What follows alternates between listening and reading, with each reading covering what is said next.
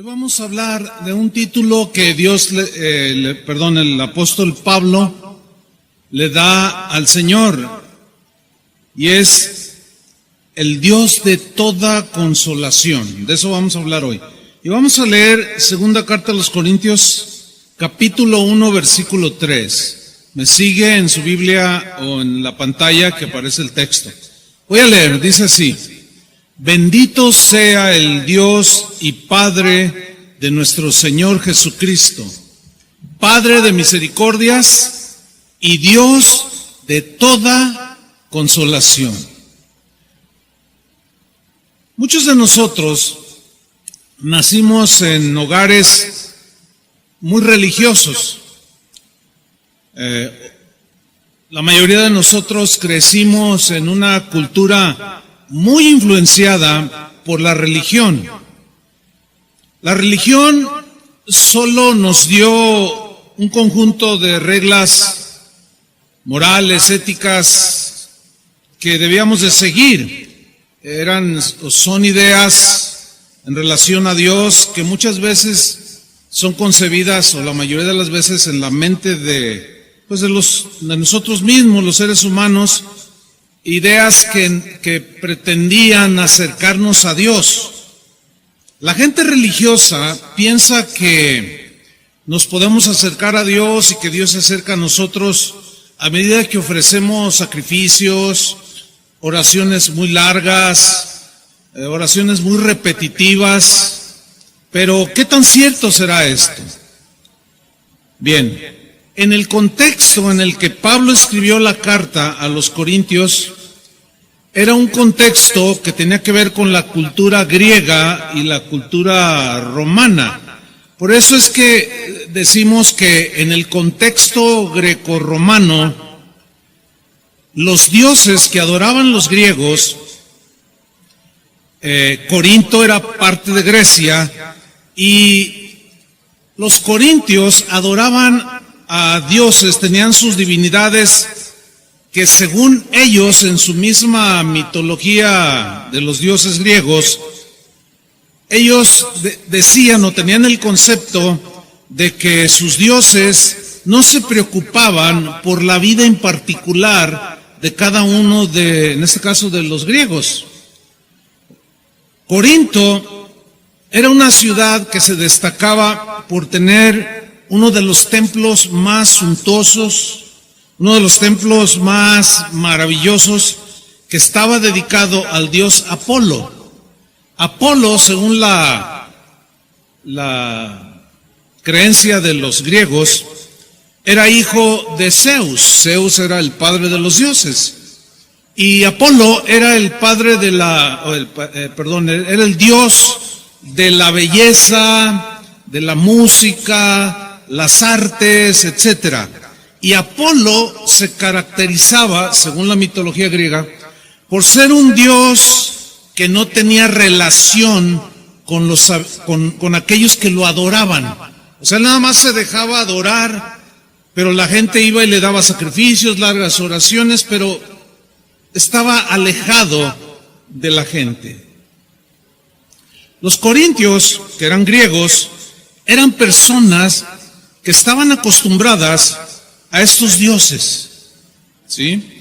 No tenían relación alguna con ellos, y es cuando aparece en la escena el apóstol Pablo y les revela a los corintios y les presenta a un Dios que es radicalmente distinto a los dioses que ellos adoraban. Pablo les muestra a un Dios que se acerca a los seres humanos, que entiende y se identifica con el sufrimiento de los seres humanos. Pablo le revela a un Dios que se involucra en la vida cotidiana de los que le adoran. Y el título que Pablo le da al Señor de Dios de toda consolación, pues nos habla de un Dios cercano, un Dios que siente lo que tú sientes, un Dios que percibe y capta el quebrantamiento de tu corazón, lo entiende, lo siente. Y Pablo comienza a revelarle a los corintios ese Dios que ama, un Dios que se preocupa cuando tú estás triste, un Dios que se ocupa de tu situación, un Dios que te quiere abrazar, un Dios que los quería consolar, sanar, levantarlos. Pero, ¿cómo vamos a conocer a este Dios que la Biblia nos revela si nosotros lo queremos filtrar a través de nuestras creencias religiosas? Bueno, yo pienso que a los corintios les pasaba lo que a nosotros también nos puede pasar hoy. Ellos cuando escuchaban el Evangelio y venían a los pies de Cristo, todavía deberían de entrar en un proceso, al igual que nosotros, de quitarnos ideas que no tienen que ver nada con Dios. Y cuando ellos están leyendo la carta que Pablo les escribió, de que el Dios que les revelaba el apóstol Pablo no era como el tal Apolos. Y ellos, yo me los puedo imaginar que se sorprendían mientras leían la carta de que el Dios y Padre nuestro Señor Jesucristo es un Padre de misericordias, es un Dios de toda consolación, y como que se miraban los unos a los otros. Pues ¿qué clase de Dios es este? Lo mismo pasa a nosotros el día de hoy. Hay conceptos que traemos por la influencia que tuvimos por la religión. Un caso muy concreto es, por ejemplo, cuando la gente a veces pide oración o se acerca para que los pastores pongamos en nuestras manos y oremos, que para eso estamos, por supuesto, pero hay conceptos en la gente. Y hay algunos que dicen, se acerca, por ejemplo, alguno de los pastores, voy a orar por usted. No, yo quiero que el pastor ore por mí. Y luego, bueno, es que usted está más cerca de Dios. Bueno, es que usted, Dios lo oye más. Es que, no, son conceptos que ustedes quieren incorporar al cristianismo bíblico y no son certeros, no son ciertos, no son atinados, porque Dios nos escucha a todos, ¿sí o no? Entonces, antes tú mirabas al padrecito y ahora ves al pastorcito. Como que yo estoy más cerca de Dios que ustedes, como que a mí Dios me oye más que ustedes. Ese es un concepto de la religión, de la cual ustedes vienen. Entonces, cuando Pablo les revela al Dios que se preocupaba de manera particular por cada uno de ellos, pues sí que les costaba trabajo entenderlo. Para Pablo, Dios no era una religión. Para Pablo, Dios era un padre misericordioso que podía consolar de manera individual a cada uno de sus hijos. Pablo, que era un conocedor de las Escrituras, sin duda, él sabía que el Dios vivo no era insensible al sufrimiento humano, que Dios podía sentir el sufrimiento de sus seres amados, de sus hijos. Jueces 2:18, sin duda era una escritura que el apóstol Pablo conocía, leía, y de ahí sin duda que tomó algunas definiciones acerca de Dios, y él lo narró o lo describió como el Dios de toda consolación. Dice Jueces 2:18, y cuando Jehová les levantaba jueces, los jueces dirigían al pueblo, lo llevaban a Dios, lo defendían, lo cuidaban, etcétera, etcétera. Y cuando Jehová les levantaba jueces, Jehová estaba con el juez. O sea, Dios lo revestía del Espíritu Santo de poder, y ese juez que dirigía al pueblo los llevaba en los caminos de Dios. Y dice, y los libraba de la mano de los enemigos todo el tiempo de aquel juez. Por supuesto, siempre y cuando el juez caminara con el Señor. Pero luego miren lo que dice, porque Jehová era movido a misericordia. ¿Por qué era movido a misericordia? Porque escuchaba los gemidos de su pueblo a causa de los que los oprimían y afligían. Vemos el corazón de Dios teniendo una empatía, un entendimiento del sufrimiento que estaban teniendo sus hijos y Dios se acordaba de ellos y tenía misericordia de ellos. El rey David conocía a Dios, sabía que Dios se preocupaba, pero no como los dioses del Olimpo, no como Apolos, esos ni se preocupaban por sus adoradores. El rey David sabía que Dios se preocupaba de manera individual por él. Y no solo por él, sino por todo el pueblo, por cada uno en particular. Y él escribió, por ejemplo, en el Salmo 40, versículo 17, estos textos que son muy descriptivos de lo que acabo de mencionar. Dice Salmo 40, 17, aunque afligido yo y necesitado, Jehová pensará en mí. Mi ayuda y mi libertador eres tú. Dios mío, no te tardes. Aquí el rey David está describiendo que en el momento de su aflicción, de su quebrantamiento, de su desconsuelo, David sabía perfectamente que había algo en Dios que lo consolaba. Y era este pensamiento que él plasmó aquí. Dios piensa en mí. O sea, no es indiferente a mí. Por eso cuando a los corintios se les revela este Dios individual que está interesado en ti en particular, pues muchos se sorprendían. Pero David lo conocía. Pablo lo conocía. Y David decía, Dios piensa en mí. Ahora, si tú piensas en esta frase, Dios piensa en mí, pues de ahí se derivan cosas como, Dios está al pendiente de mí, Dios cuida de mí, Dios no se olvida de mí, porque no es como el tal Apolos o el tal Zeus que hasta se pelean allá en el cielo. No, Dios es un Dios de misericordia y de toda consolación. Ese es nuestro Dios.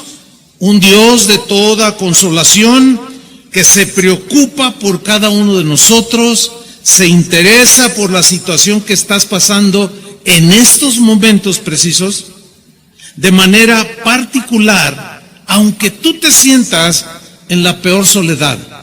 Él está allí y nos dice en Isaías 66, versículo 13, que nos revela desde el Antiguo Testamento este Dios consuela a sus hijos. Isaías 66, 13. Miren qué descripción, pero aquí está hablando Dios mismo, dice, como aquel a quien consuela su madre, así os consolaré yo a vosotros. Ahora la figura es un cuadro muy tierno. ¿Quién de nosotros no ha visto a una madre consolar a su hijo porque se tropezó y se golpeó, o se siente enfermito, o se siente mal? La ternura con la que una madre toma a su niño, lo junta a su pecho, el niño siente el latido del corazón de su madre. Fíjate qué manera de describir Dios mismo, a sí mismo. Dice, como aquel a quien consuela su madre, así os consolaré yo a vosotros. ¿Cuántos le dan gracias al Señor? Ese es el Dios que tenemos. Así dice, los consolaré yo. Y en Jerusalén tomaréis consuelo y veréis, dice, y se alegrará vuestro corazón y vuestros huesos reverdecerán como la hierba. Entonces la consolación de Dios está accesible y dispuesta para todos. Está accesible y dispuesta para ser derramada en todo aquel que la necesite y se la pida. ¿Cuántos necesitan la consolación de Dios? A lo mejor en este momento no, pero ¿cómo sabes mañana o al rato o pasado mañana? Hace un rato me platicaba un hermano, oye, ¿te acuerdas de fulano de tal? Le digo, sí, ¿cómo no? Dice, fíjate que ayer murió. Ay, pues uno siente lo que se siente cuando se muere un ser querido, ¿no? Bueno, su esposa, no sé, pues su pastor, porque iba a otra congregación, pues la familia, en fin. Pero Dios está allí. Dios está ahí accesible y dispuesto a derramar su consolación. Porque Él es como una madre que consuela a su hijo. Vamos a ver el contexto del pasaje que leímos al principio, del texto que leímos al principio. Segunda de Corintios, capítulo 1. Vamos a leer los dos versículos que le anteceden. Versículo 1 y 2, para tomar un poco más sobre el contexto. Dice 2 de Corintios 1:1, Pablo, o sea, como escritor de la carta, apóstol de Jesucristo por la voluntad de Dios. Él no era un apóstol autonombrado, él era apóstol por la voluntad de Dios. Y como apóstol tenía que hacer su trabajo apostólico, que era revelarles, en este caso, a los corintios y a todos nosotros, al Dios de la misericordia y al Dios de toda consolación. Esa era la tarea como apóstol, de dar a conocer al Dios vivo. Y luego dice, y el hermano Timoteo, o sea, como alguien que estaba cerca a él cuando escribieron esa carta. ¿Quién era Timoteo? Era un discípulo de Pablo que se caracterizaba por ser muy joven, pero a pesar de su juventud, este joven Timoteo era un joven muy fiel, era muy entregado, muy consagrado a Dios, era un hombre ciertamente joven, pero lleno de fe, y sobre todo que conocía las Escrituras. Bueno, a este joven, Pablo lo hizo en un momento dado como su brazo derecho, como decimos, ¿no? Inclusive lo envió en una ocasión a pastorear la iglesia en Éfeso, en la cual había muchos problemas. Y le dijo, Timoteo, ve y corrige lo que está deficiente. Bueno, ellos dos, como escriben lo siguiente. Claro, Pablo es el autor, pero dice, pero está conmigo Timoteo, un hombre fiel. Los corintios, leyendo esta carta, dice, a la iglesia de Dios que está en Corinto, con todos los santos que están en toda Acaya. O sea, la carta en realidad es para todo cristiano, pero en específico fue escrita para los corintios. Y lo dice el versículo 2, gracia y paz a vosotros. Eso es un saludo se lee muy sencillo, pero es muy profundo. Gracia y paz a vosotros, de Dios nuestro Padre y del Señor Jesucristo. ¿Por qué se lee sencillo, pero a veces profundo? Porque encierra muchas verdades respecto a Dios. Por ejemplo, cuando dice gracia, la gracia fue derramada por Dios nuestro Padre. Y la paz fue derramada por Jesucristo hacia nosotros. Dice Romanos 5:1, justificados por la fe, tenemos paz para con Dios el Padre por medio de nuestro Señor Jesucristo. Entonces, Dios, el Padre de toda gracia, el Dios de toda gracia, que nos da gracia sobre gracia, nos dio a Jesús por gracia, quien nos salvó y nos regaló la salvación por gracia, que es un regalo inmerecido, y como consecuencia de haber recibido su gracia, tenemos paz. Entonces, el Padre sobreabundó en gracia y el Hijo sobreabundó en regalar su paz. ¿Cuántos la están disfrutando? ¡Qué tremendo saludo! ¿Quién saluda así? Solamente un hombre como Pablo. Pero luego en el versículo 3, Pablo se desborda en tratar de describir al Dios que los corintios estaban conociendo. Cuando Pablo llegó a Grecia, dice la escritura ahí en el libro de los Hechos, que cuando entró allí en Atenas, vio que la ciudad, los habitantes, todos estaban entregados a la idolatría. Dice que había altares de sus dioses por todos lados. Y dice que su corazón se enardecía así, pues ¿qué es esto? Vil idolatría. Pero dice que de pronto vio una inscripción, había un altar que decía, al Dios no conocido. Estaba dedicado ese altar. Entonces Pablo sabiamente dijo, de aquí soy. y se tomó de ahí y levantó la voz y dijo: ¡Hey! En todo veo que ustedes son religiosos, pero veo que aquí tienen un altar al Dios no conocido. De ese les vengo a hablar yo. No, pues captó la atención de inmediato.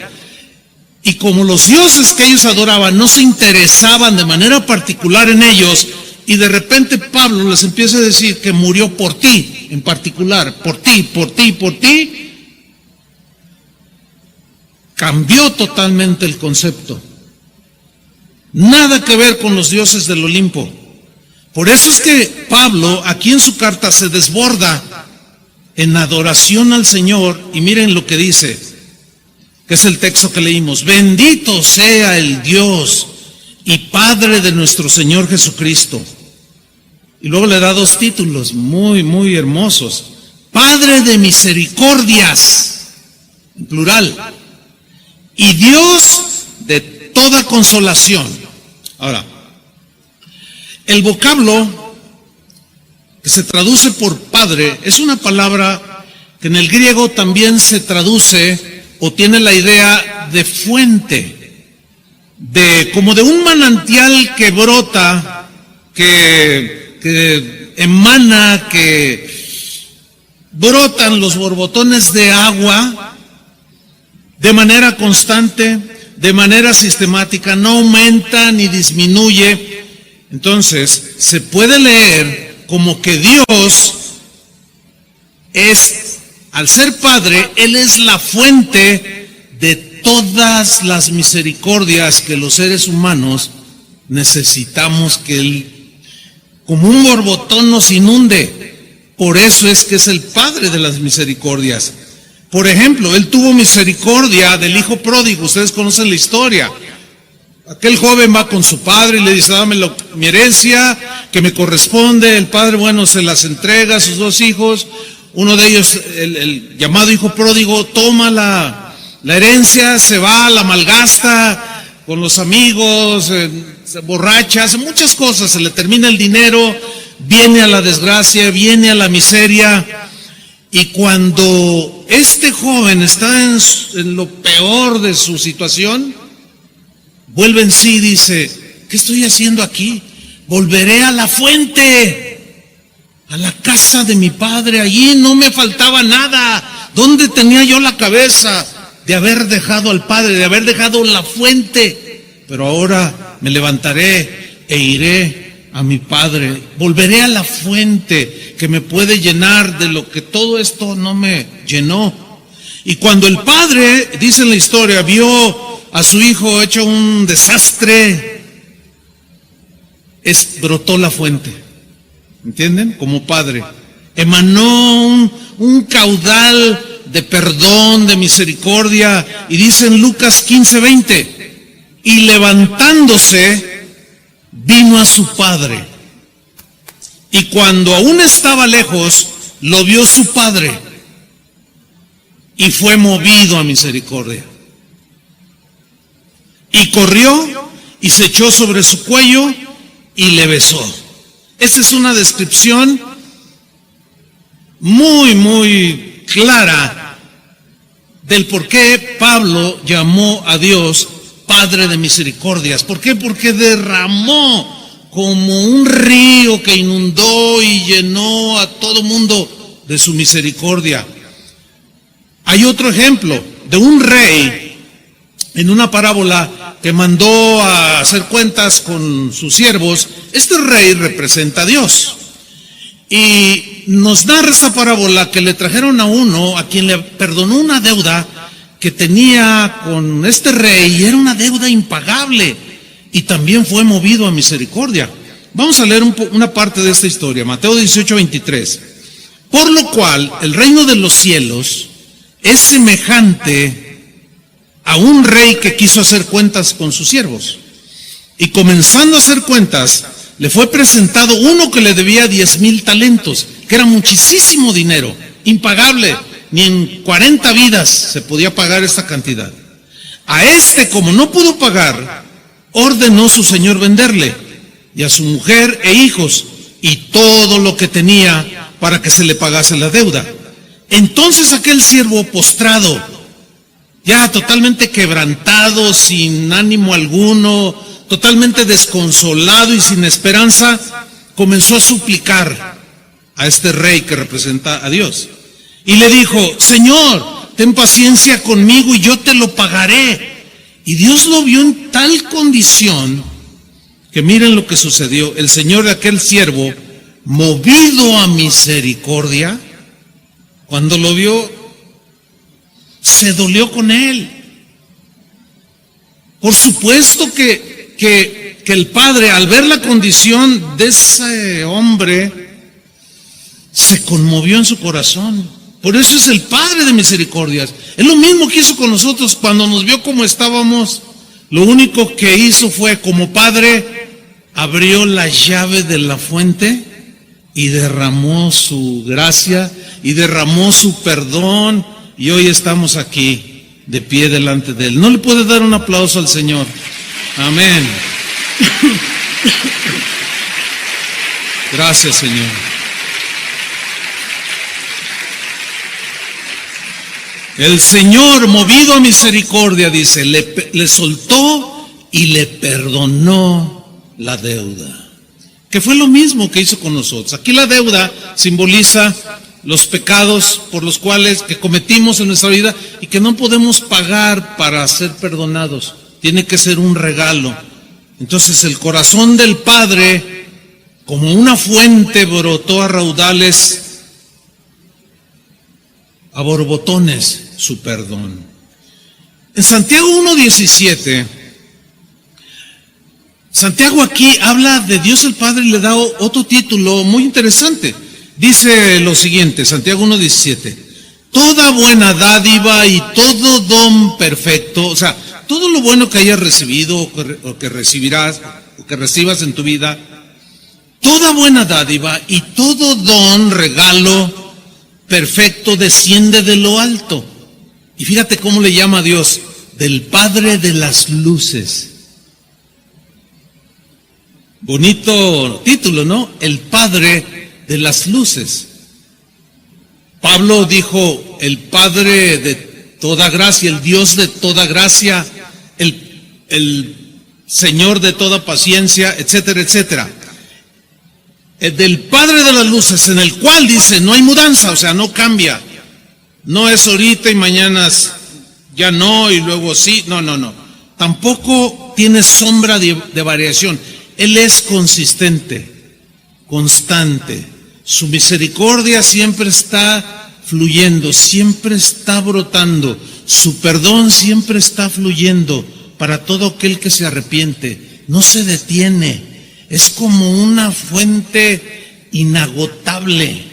Cuando yo era jovencito, tuve el privilegio de conocer en Uruapan hay una parte que se llama el Parque Nacional. No sé cuántos lo conocen.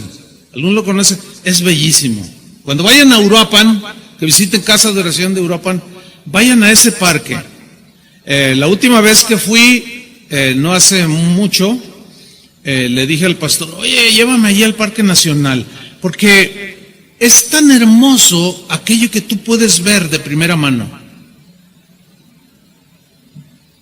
Yo lo conozco ahora 50 años por lo menos.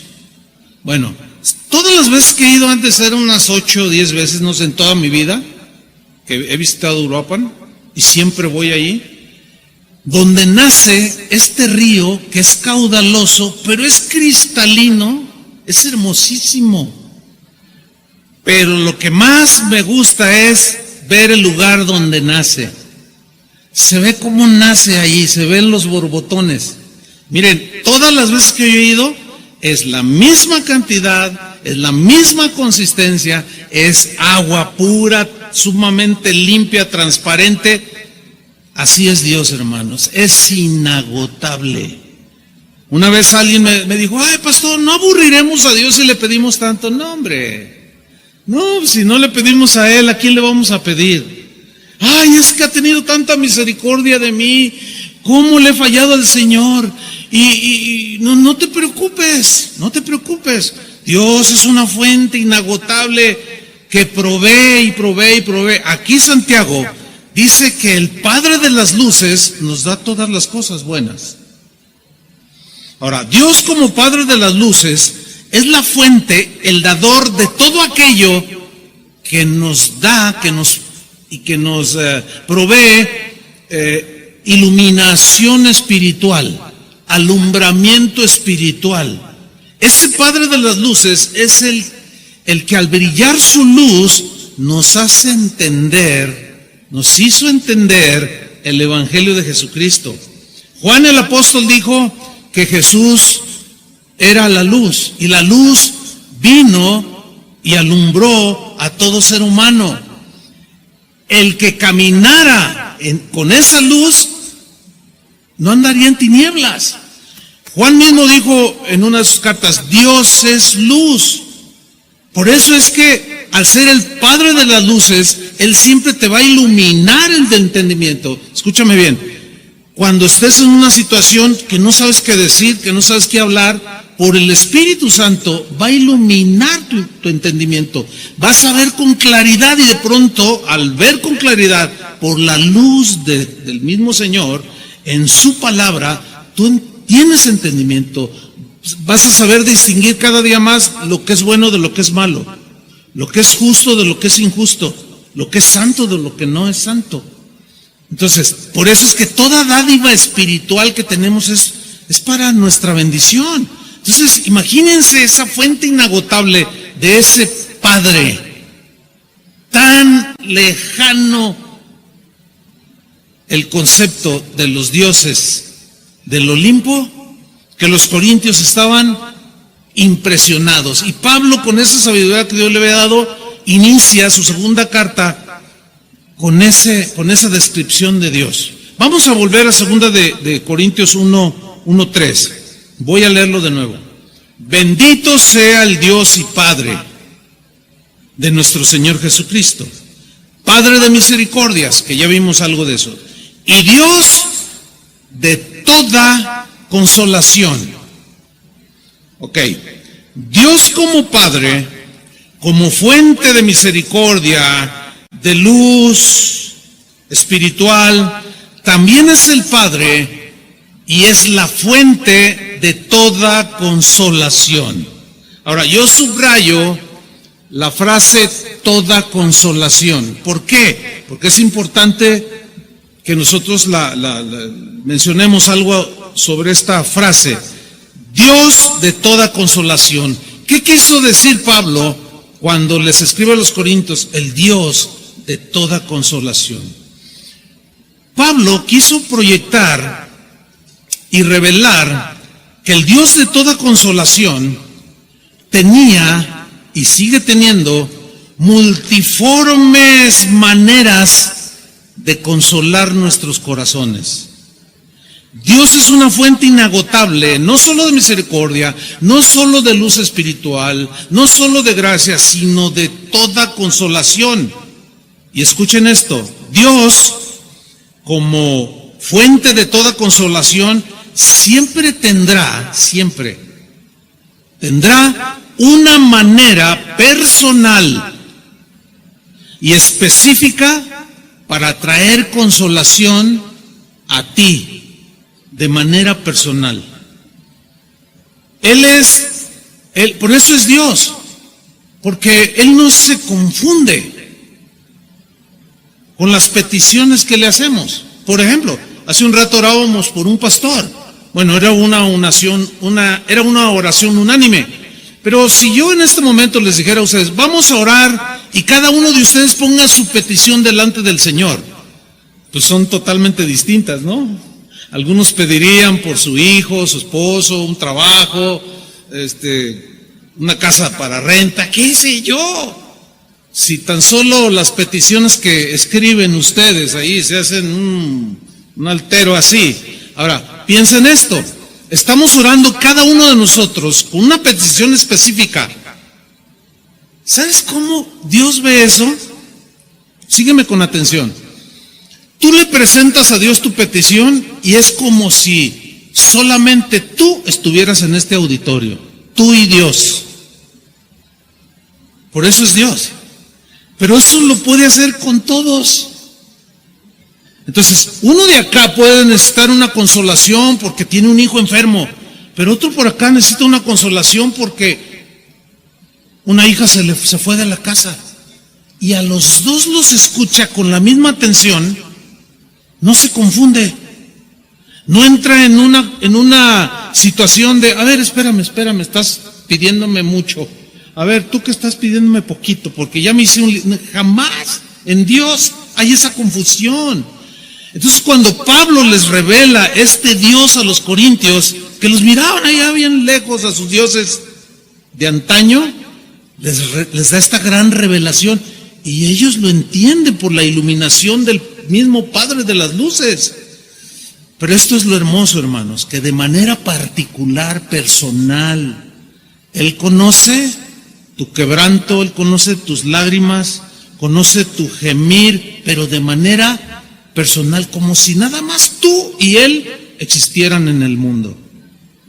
Eso es algo profundo, hermanos, y maravilloso, que la mente religiosa le cuesta trabajo entender, por tanto concepto errado acerca de Dios, pero que gracias al Señor por su palabra se nos revela de esa manera. ¿Cuántos dicen gracias, Señor?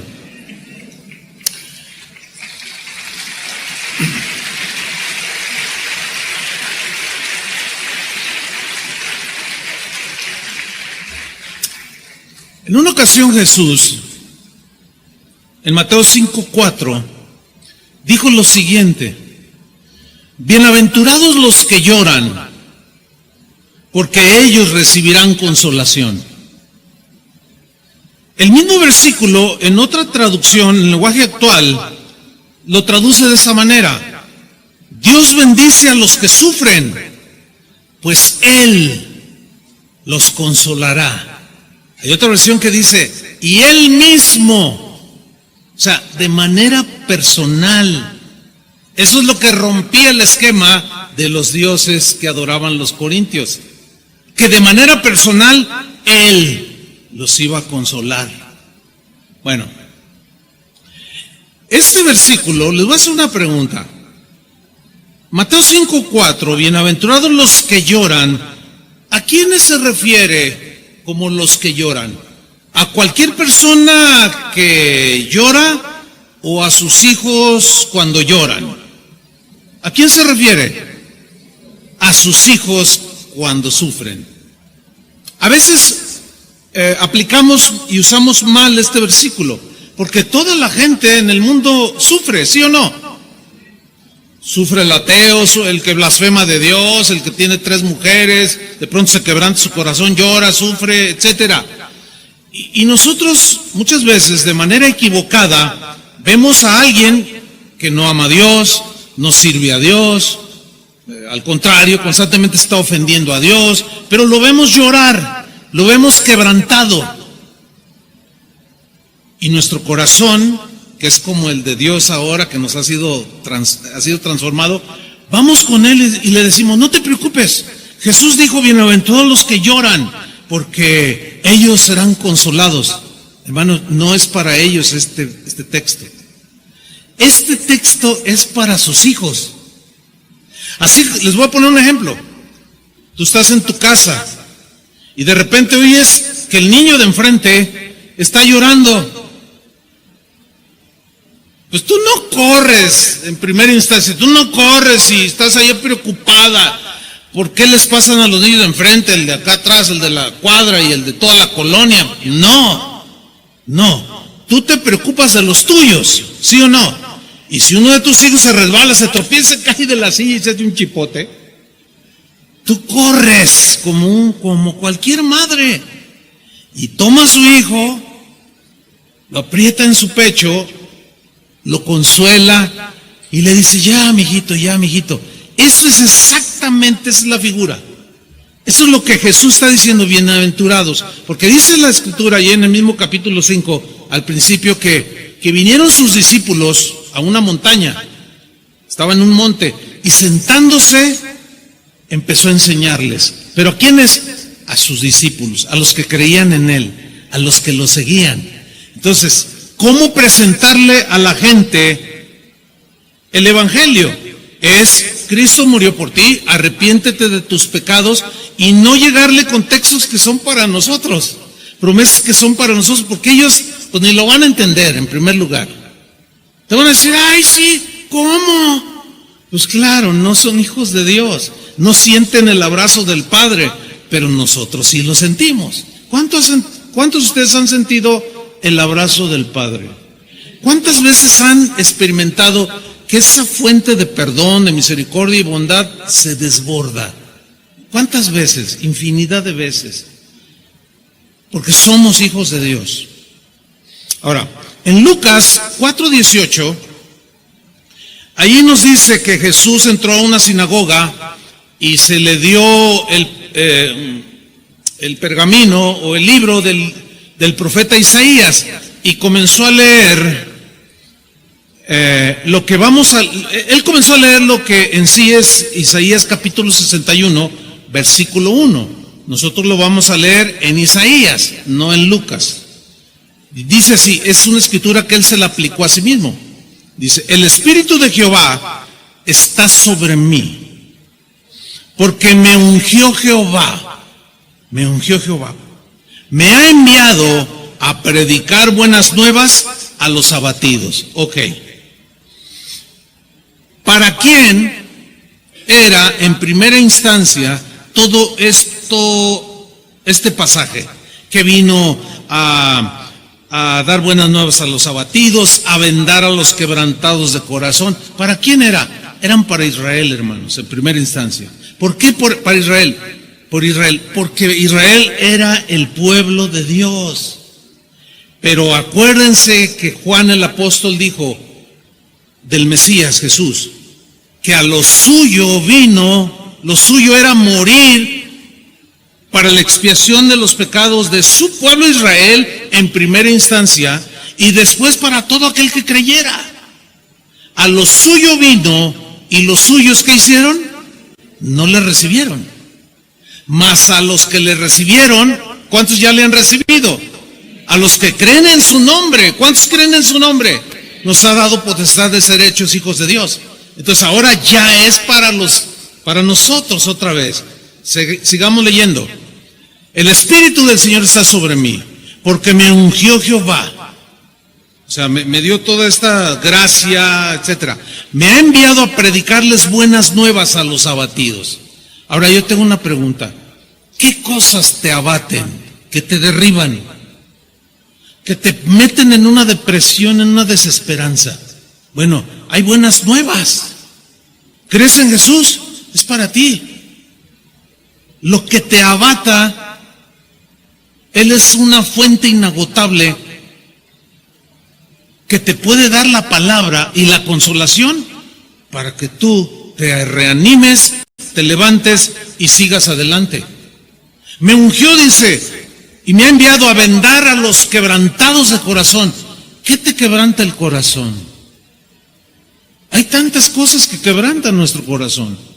Un marido que no se ha convertido o que se alejó del Señor y te tiene quebrantada, mujer, porque sabes que Él es como esposo, tiene que ser un buen esposo, como padre tiene que ser una fuente en su sentido humano, y tú es que nada de nada, y eso te quebranta el corazón. O puede ser al revés, una esposa, una mujer sin temor de Dios, puede ser un hijo, y qué sé yo, pero hay tantas cosas que quebrantan el corazón. Bueno, el Evangelio tiene buenas noticias de consolación a los que tienen sus corazones quebrantados. ¿Qué más? A publicar libertad a los cautivos. ¿Qué te tiene prisionero? El Señor te puede liberar.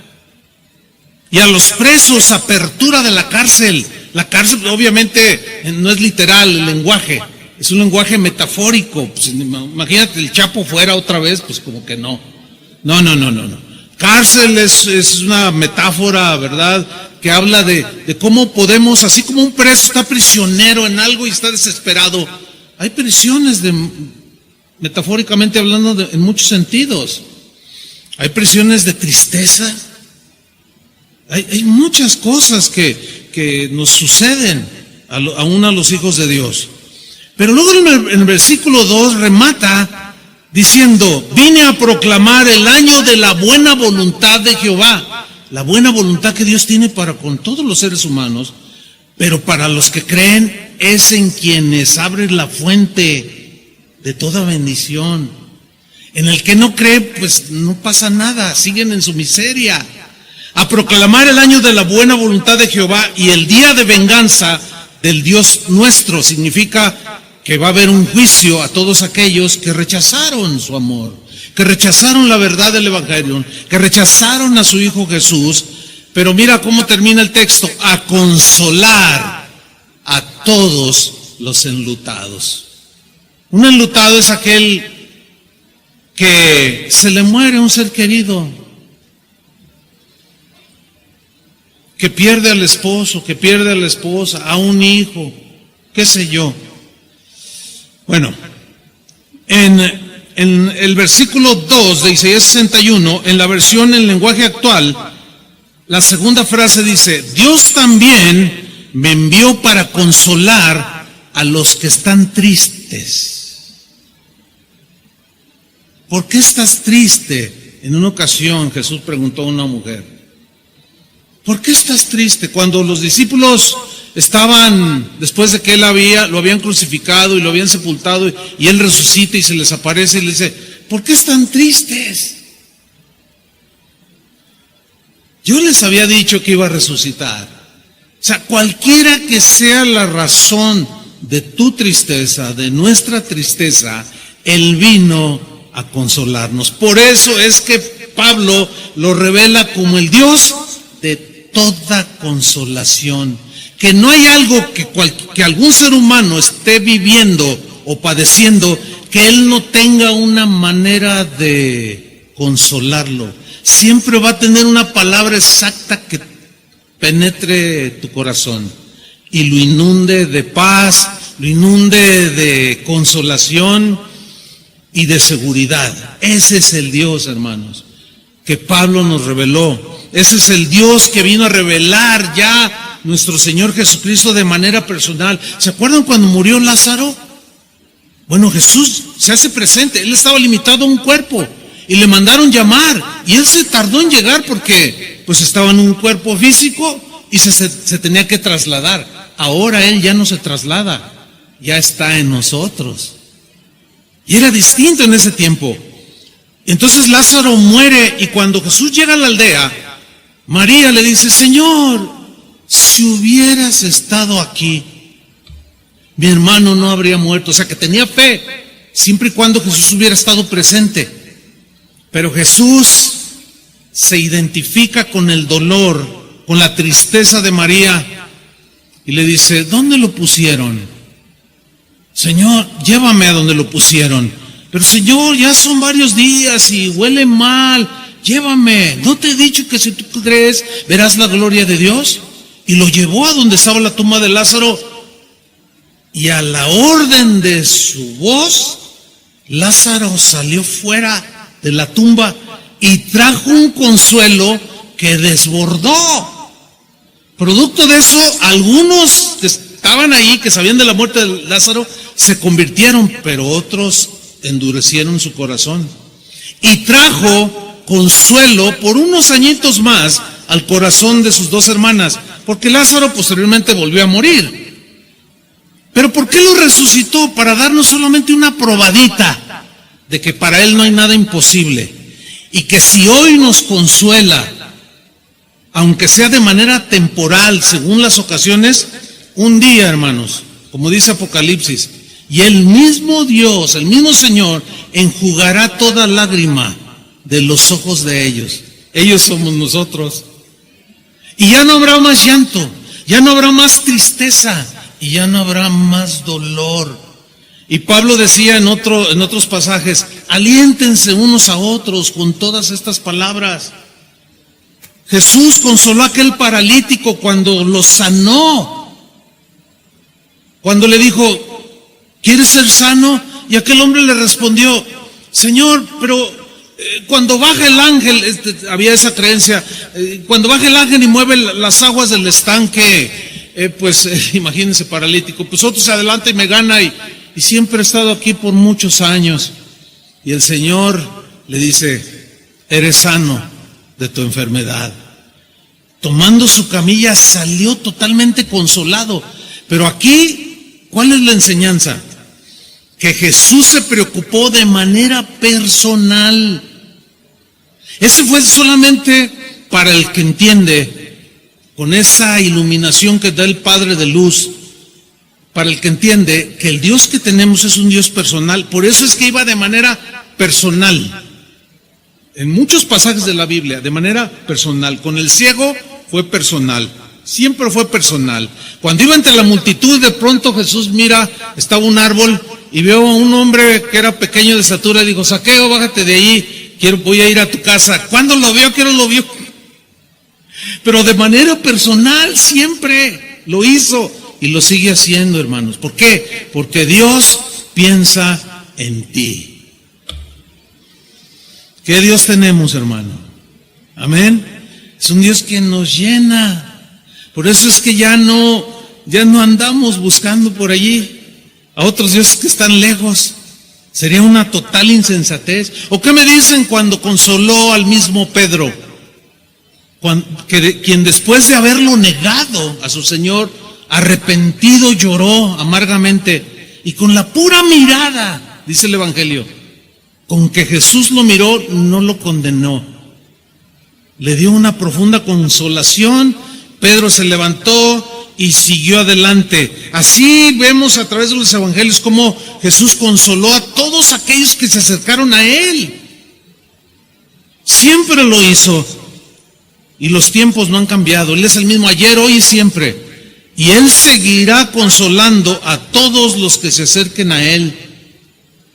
A todos los que necesiten la consolación del Señor, pero necesitan pedirla también. Mira lo que dijo Jesús más al respecto. Vamos a Juan capítulo 14, versículo 15. Dijo así: si me amáis, guardad mis mandamientos, y yo rogaré al Padre, a la fuente inagotable de todo, y os dará otro consolador. Se refería al Espíritu Santo. Ahora bien, la palabra Paracletos es la palabra que aparece en el griego y significa literalmente alguien, uno o alguien que está junto a ti de manera inseparable. Que si tú vas a la izquierda, Él va contigo. Si vas a la derecha, Él va contigo. Si subes a una montaña, Él va contigo. Si bajas a un valle, Él está contigo. Se refería al Espíritu Santo, pero Jesús le dijo consolador. ¿Por qué? Vamos a seguir leyendo. Él os dará otro, o sea, aparte de Él, para que esté con vosotros. ¿Cuándo? Para siempre. Esa frase para siempre nos habla de la inagotable consolación que Dios da a sus hijos. Versículo 17. El Espíritu de verdad, el cual el mundo no puede recibir. Ahí está. No puede entenderlo, no puede recibir, porque no le ve ni le conoce, pero vosotros le conocéis. ¿Cuántos lo conocen ya? Vosotros lo conocéis. Es para ustedes, hijitos, la consolación. Porque mora con vosotros. O sea, el Paracleto con, alrededor, rodeándonos con, pero luego la revelación del mismo Jesús, que Pablo entendió, ya se mete a lo más profundo. No solo mora con vosotros, sino estará en vosotros. Y esa pequeña palabra, en, significa dentro de nosotros. Por eso es que ahora nosotros no tenemos que ir a un lugar para ser consolados por Dios. ¿Entienden? No tenemos que hacer un sacrificio de pencas de nopales en la espalda, irnos de rodillas para ir a un lugar para recibir. No, eso es lo que la religión hace. ¿Por qué? Porque ahora Cristo está en nosotros y ahí en tu casa. Es más, cuando vas manejando, cuando estás en tu trabajo, estés donde estés, Él está rodeándote y está en ti. Y bueno, esta escena que estamos leyendo es Jesús hablando con sus discípulos. Y yo puedo imaginarme a los discípulos haciendo distintas expresiones, como algunos de ustedes las hacen, ¿no? Cuando escuchan algo y hay reacciones, ¿no? Yo me imagino cuando les está diciendo todo esto a Pedro así como diciendo, wow, ¿no? A Juan así todo, puede ser, esto es maravilloso. Y todavía por si fuera poco, Jesús, por si hubiera alguna duda ahí un tal Tomás que andaba por ahí, mira lo que les dice en el versículo 18. No os dejaré huérfanos. ¿Qué es un huérfano? Es alguien que creció sin un padre. Eso es un huérfano. Es muy probable que algunos de ustedes presentes aquí en este auditorio hayan sido huérfanos. Algunos de ustedes quizás no conocieron a su padre. Algunos todavía más allá. Tu padre murió cuando tú estabas en el vientre de tu madre. O sea, hay distintos casos. Total, fuiste huérfano, fuiste huérfana, te faltó el abrazo de un papá, la guía de un papá. Pero resulta que ahora, como hijos de Dios, su promesa de Jesús es, no los dejaré huérfanos. Tienen un padre, una fuente inagotable. Yo me imagino todavía a Pedro diciendo, ¡qué maravilla es esto! No os dejaré huérfanos, dice Jesús. Vendré a vosotros. Promesa, porque les había dicho, tengo que irme, pero vendré a vosotros. Todavía un poco y el mundo no me verá más, pero vosotros me veréis, porque yo vivo, vosotros también viviréis. Y luego en el versículo 26 le sigue diciendo, mas el Consolador, el Espíritu Santo, a quien el Padre enviará en mi nombre. Aquí están los tres: Padre, Hijo y Espíritu Santo. Él aquí es el Espíritu Santo, que es enviado por el Padre a petición del Hijo. Él os enseñará todas las cosas. O sea, les hará entender por la iluminación del Padre de las luces, y les recordará todo lo que yo os he dicho. Ahora, hay una escritura que es Romanos 15:4, que muy pocas veces le ponemos atención, pero es un versículo que nos adentra todavía un poco más en el tema. Miren, vamos a Romanos 15, versículo 4, porque Jesús dice que este Consolador que vendría, que estaría con nosotros, les recordará las cosas que yo les he dicho. Bueno, vamos a leer Romanos 15:4. Dice, porque las cosas que se escribieron antes, se refiere al Antiguo Testamento, las cosas que se escribieron antes, para nuestra enseñanza se escribieron. Por eso es que nosotros necesitamos conocer el Antiguo Testamento para entender el Nuevo Testamento. Hay quienes rechazan el Antiguo Testamento, dicen, no lo necesitamos, ya no está vigente, ¿cierto? Pero no podemos conocer el Nuevo Testamento ni entenderlo si no conocemos el Antiguo Testamento. Por eso dice, mira, estas cosas que se escribieron antes para nuestra enseñanza se escribieron, pero mira lo que viene a continuación, a fin de que por la paciencia y la consolación, digan todos, la consolación, pero la consolación ¿de qué? De las Escrituras. O sea, la consolación que recibimos cuando leemos las Escrituras, cuando la palabra de Dios nos es enseñada, cuando tú la lees, la escuchas.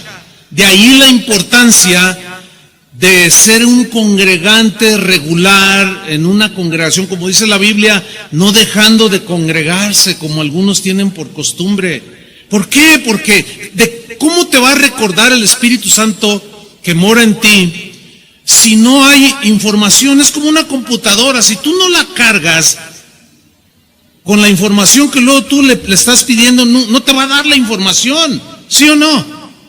Es lo mismo, tú te llenas de la palabra de Dios, por eso Pablo dijo, la palabra de Cristo mora en abundancia en sus corazones.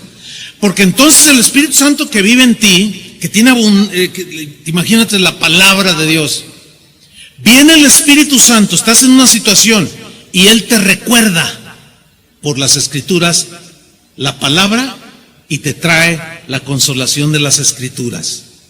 Para que tengamos, dice, esperanza. Y el rey David se refiere a esto cuando en el Salmo 119, versículo 49, dice lo siguiente: acuérdate de la palabra dada a tu siervo. Está orando él. Acuérdate, Señor, de la palabra que me diste, en la cual me has hecho esperar. Se refieren las promesas de Dios. Y la Biblia está llena de promesas de Dios, ¿sí? Versículo 50. Ella es la palabra. Ella es mi ¿qué? Mi consuelo en mi aflicción. O sea, tú estás triste, estás afligido, estás quebrantado, deprimido, qué sé yo. Vas a la palabra, empiezas a leer, o el Espíritu Santo te recuerda las promesas de Jesús, y viene consolación, hermanos, a nuestros corazones. Ella, dice, es mi consuelo en mi aflicción, porque tu dicho, o sea, tu palabra, me ha vivificado. He allí la importancia, hermanos, de escuchar la palabra del Señor, de leerla, de estudiarla. Pero volvamos para terminar. 2 Corintios 1:3. Retomo todo el versículo. Bendito sea el Dios y Padre de nuestro Señor Jesucristo, Padre de misericordias y Dios de toda consolación. Si nos quedáramos ahí, quedaría como la mitad el mensaje que Pablo les estaba revelando a los corintios acerca de Dios. Porque miren lo que dice en el versículo 4. El cual, o sea, el Dios de toda consolación, el cual nos consuela en todas nuestras tribulaciones. ¿En cuántas? Todas. Digan todos, todas. Ni una se queda sin que sea suplida la consolación. Ni una. ¿Oyeron eso? Oiga, pastor, pero es que no, ni una sola. Nos consuela en todas nuestras tribulaciones. Ahora bien, esto es algo maravilloso, hermanos. ¿Por qué? Porque aquí Pablo nos revela algo que tiene que ver con el crecimiento y la madurez que cada cristiano debe de alcanzar. Aquí ya nos habla de que Dios cuida de nosotros en particular, pero también, al igual que Cristo, quiere que nos despojemos de todo egoísmo y que ya no solo miremos, ay, mi tristeza, ay, mi dolor, ay, mi esto, ay, yo, y nada más yo pensando en mí. ¿Se acuerdan que Jesús dijo, sed misericordiosos como vuestro Padre es misericordioso? Y Él es el Padre de misericordias, que nos dio muchas misericordias, pero a la vez nos dice, ahora tú, ten misericordia también. El Dios de toda paciencia nos tuvo paciencia, y ahora dice, también tú sé paciente.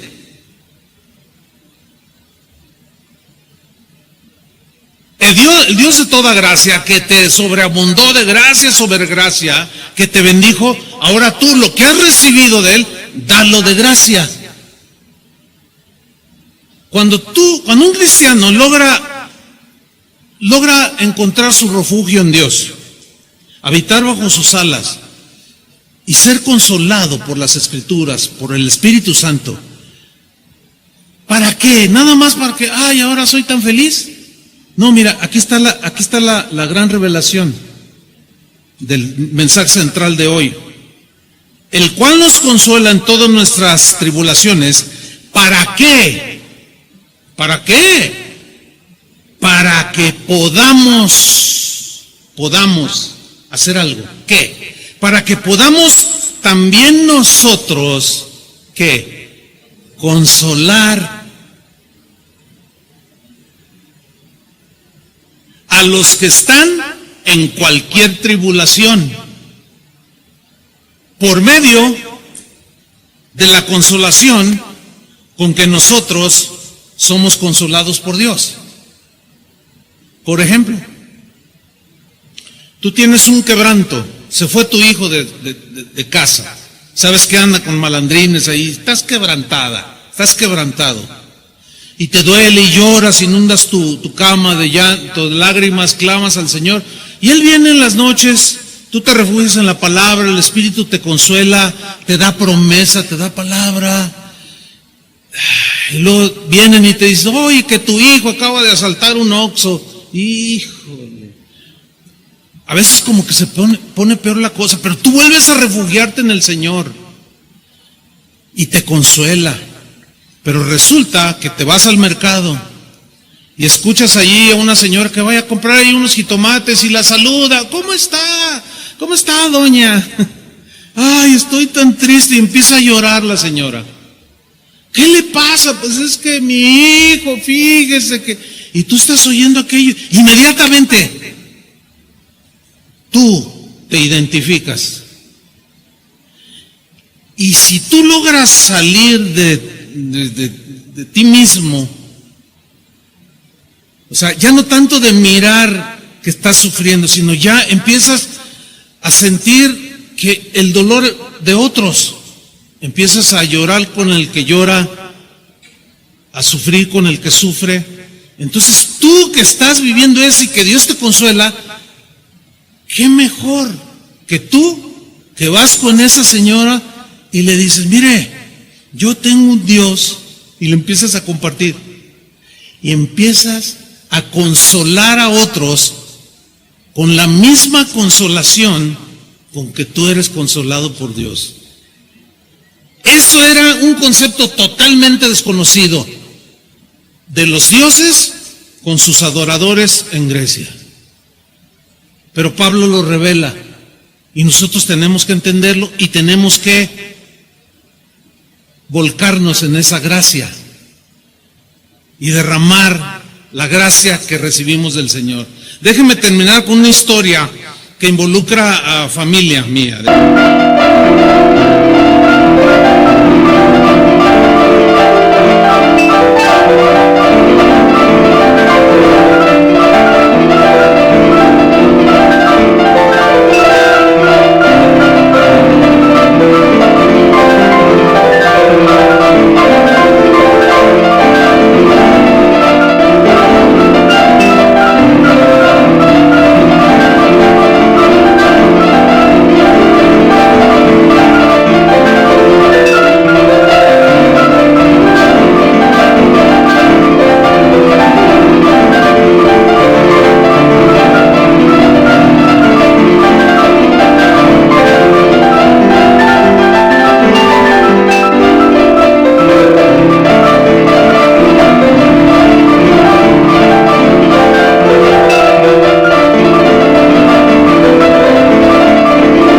Primera mano. Mi padre y mi madre, ambos ya están en la presencia del Señor. Murieron. Pero nunca jamás olvidaré que los últimos, como hace como unos 20 años aproximadamente, mi mamá murió de 95, casi 96 años. Pero de unos 20 años atrás, ella continuamente me decía, hijo, yo tengo mucho miedo de morirme, y yo le hablaba la palabra y agarraba consuelo y fe, pero y como que ya la sobrellevaba, pero al rato otra vez. Pero un día llega y me dice, ay hijo, yo no sé qué haría si tu papá muriera y me dejara viuda. Mi respuesta fue la siguiente, mire mamá, no piense en eso ahorita, porque cuando sucede una cosa así, Dios da la gracia que se requiere para el momento.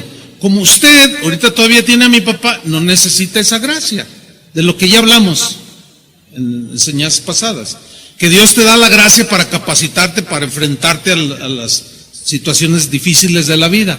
Entonces no le va a dar esa gracia, pero es que no me puedo imaginar, es que mira hijo, ella es de una familia de 4 y todas fueron mujeres. Dice, mira, acuérdate de tu tía, la primera, tu tía Delia, quedó viuda. Acuérdate de tu tía Berta, quedó viuda. Acuérdate de tu tía Elvia, quedó viuda. Dice, y yo las vi. O sea, ella de primera mano, al ser sus hermanas, las vio enviudar. Y de pronto entró en ese vaivén de inseguridad. ¿Qué voy a hacer si se muere? Pues ándele que se pone mal mi papá, al poco tiempo de eso. Lo llevamos al hospital, ya iba él ya en coma. Y el doctor me dice, mire, ya no hay nada que hacer, solo un milagro. Y yo creo en milagros. Y le dije, bueno, sí, entiendo. Dice, pero yo sugiero que ya vayan preparando todo para el funeral. Ah, pues muchas gracias. Entonces yo me metí al cuarto donde estaba mi papá en el hospital y yo me iba a disponer a orar, a pedirle un milagro, porque pues es lo más natural y normal. Mi papá tenía unos 75 años, 72 por ahí, bueno. Entonces estaba a punto de orar y el Señor me habló y me dijo, no, es el tiempo para él. No, está bien, Señor. Bueno, me tocó ver cuando mi papá dio el último, cuando exhaló el espíritu, su último suspiro, me tocó verlo allí, a 1 metro de distancia. Entonces yo voy por el médico y le digo, oiga, ¿quiere revisar a mi papá? Y el doctor llega, lo revisa y dice, tu padre ha fallecido. Ah, pues muchas gracias. Pero entonces, mi mamá que se había salido, me preocupó mi mamá. Una preocupación natural. Una mujer ya anciana, en ese tiempo padecía de algunas enfermedades, porque debo decir que ella murió sin ninguna enfermedad. Ella murió de muerte natural, como dicen los doctores. Pero yo tenía preocupación por lo que ella me había dicho no hacía mucho, que qué haría si quedaba viuda, que no lo iba a soportar. Entonces cuando voy con ella, la tomo, le digo, venga mamá, y nos sentamos allí. Y le digo, quiero decirle algo. Y me dice, ¿qué? Y yo la miro. Y ella me dice, cierra los ojos y levanta las manos y dice, gracias Señor por darme a mi esposo por más de 50 años. Te doy gracias. Y empieza a alabar a Dios. Oh, primera sorpresa para mí. Porque en ese momento, ¿qué llegó? Llegó la gracia del Dios de toda gracia. Llegó la consolación del Dios de toda consolación. Y de repente mi mamá prorrumpe en acción de gracias a Dios. Avisamos a los familiares de mi papá para el funeral. Comienzan a llegar unos cristianos, otros no cristianos. Los no cristianos llegaron, ¡ay, hermanito! ¡Ay! Lo que ustedes ya saben, cuando la gente no tiene fe, no tiene esperanza, el mundo se les acaba y todo. Pero ¿cuál va siendo la sorpresa? A mi madre consolando a la familia de mi papá y alguno que otro de los de aquí de Casa de Oración. No faltó quien me dijera, oye, tu mamá, qué tremendo, pastor, mírala, ahí andaba consolando a todo mundo. Y ella de primera mano, sintiendo el dolor que tanto temía de ser viuda, y estaba consolando. Mira, cuando estaban sepultando a mi papá, mi mamá andaba, no, mira que el Señor, déjame orar por ti. Y a ver, no, mira, él está con el Señor, no, una consolación. Yo me acuerdo de una de las tías que hasta respiraba así, y hasta que medio se desmayaba, pero se quedó así descansando, por el consuelo de mi mamá. Logró salir en ese momento de sí misma para consolar a otros por medio de la consolación que ella misma en ese momento había recibido. Y esto, hermanos, es lo maravilloso del Dios que tenemos, que va formándonos a la imagen de Jesús. Yo no quiero terminar este mensaje sin llevarlo a la práctica. ¿Cuántos de ustedes están en este momento con un quebranto del corazón? ¿O están sumidos en una tristeza?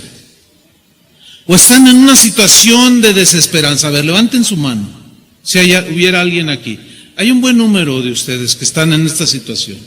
Bueno, el Dios de toda consolación, que es una fuente inagotable de consuelo, va a consolar a los tristes, va a consolar a los quebrantados de corazón, para que continúen, y probablemente dentro de 2 años venga otra cosa que te quebrante, pero vuelve a haber otra consolación, porque es inagotable esa fuente.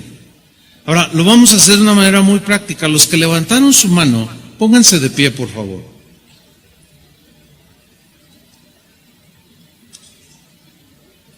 Gracias, Señor.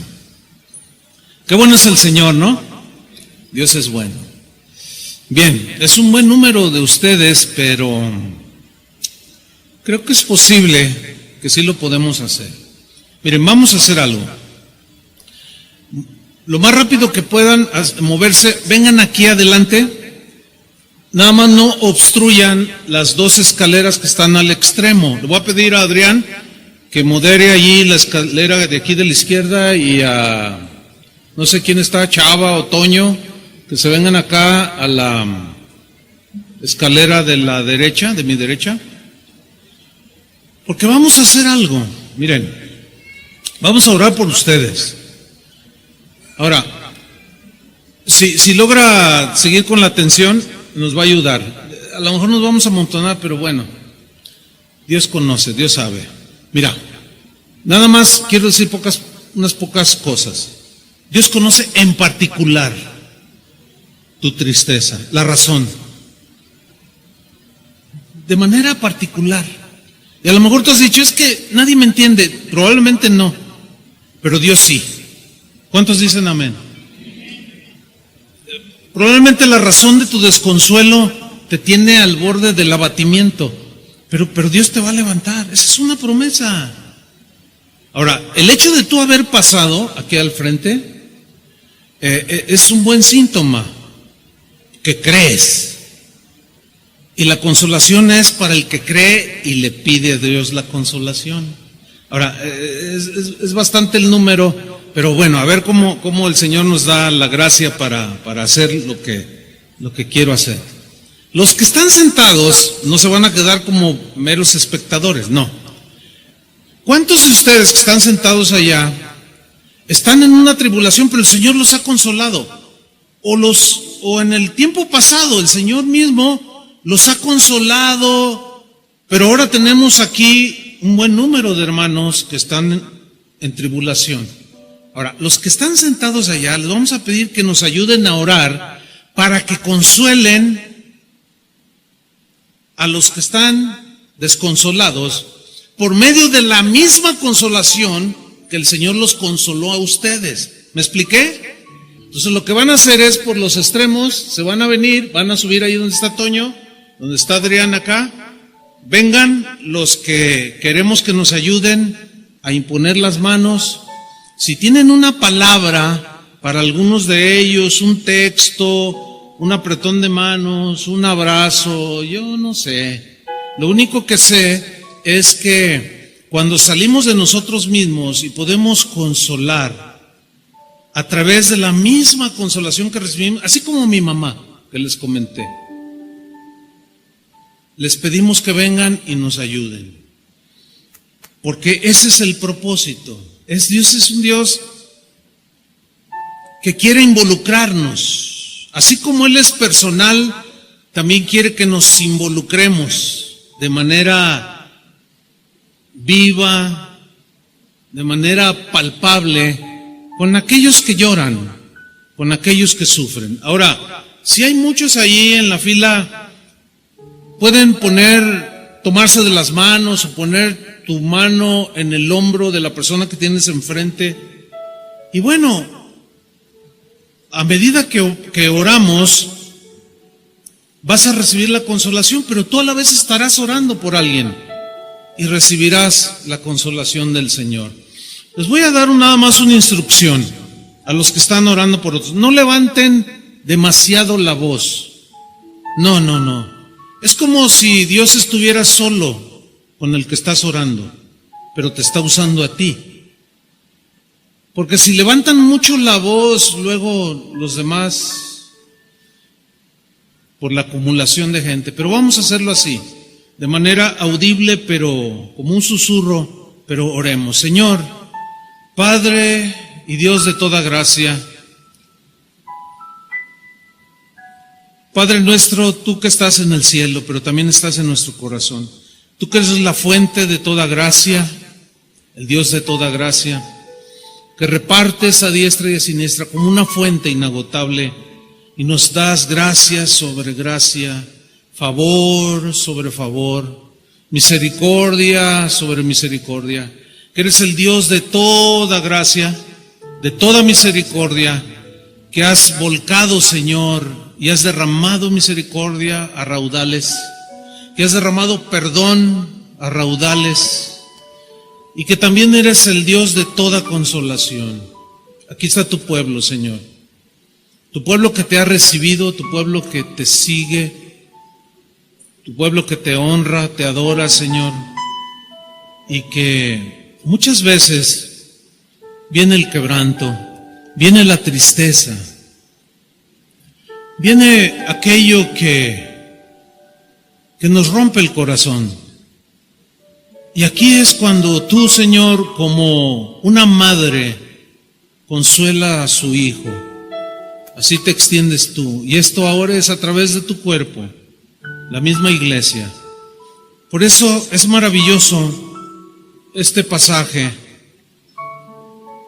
que tú nos consuelas en todas nuestras tribulaciones, para que podamos también nosotros consolar a los que están en cualquier tribulación, a través y por medio de la consolación con que hemos sido consolados por ti, Padre. Señor, que nadie que está en este lugar salga sin recibir un abrazo tuyo, Señor, una consolación. Pablo les decía a los filipenses, hay una consolación en Cristo. Mutuamente, consuélense, anímense.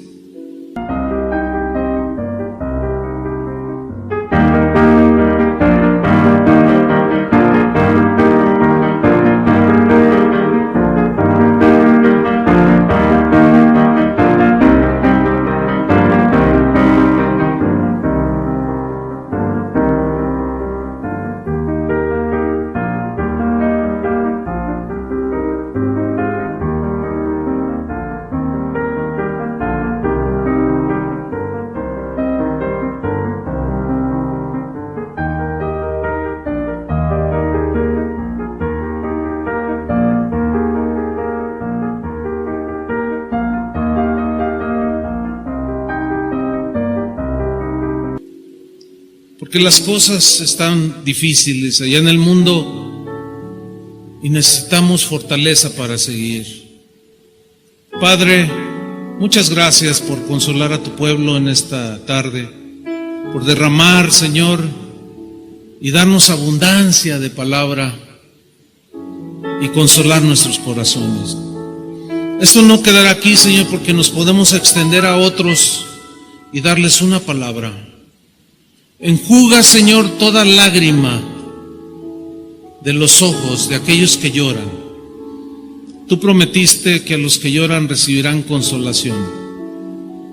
Gracias, Señor, porque tu Espíritu Santo nos ha recordado tu promesa, tus promesas, tu palabra, Señor. Hemos disfrutado tanto, Señor, esta reunión. Muchas gracias, Señor, por tu amor inagotable, por tu amor inexplicable que desborda, Señor. En el nombre de Jesús, las gracias sean dadas al Padre de gloria, al Padre de misericordia, al Dios de toda gracia, al Dios de toda consolación. En el nombre de Jesús reciban, hermanos, la consolación del Señor. Y sigamos mostrando a ese Dios que quiere una relación personal con aquel que le reciba en su corazón. Abrácense unos a otros, anímense unos a otros, con espíritu de gratitud y acción de gracias. Dile: gracias, hermano, por orar por mí. Dios te bendiga, Dios te fortalezca, Dios conceda la gracia abundante para ti.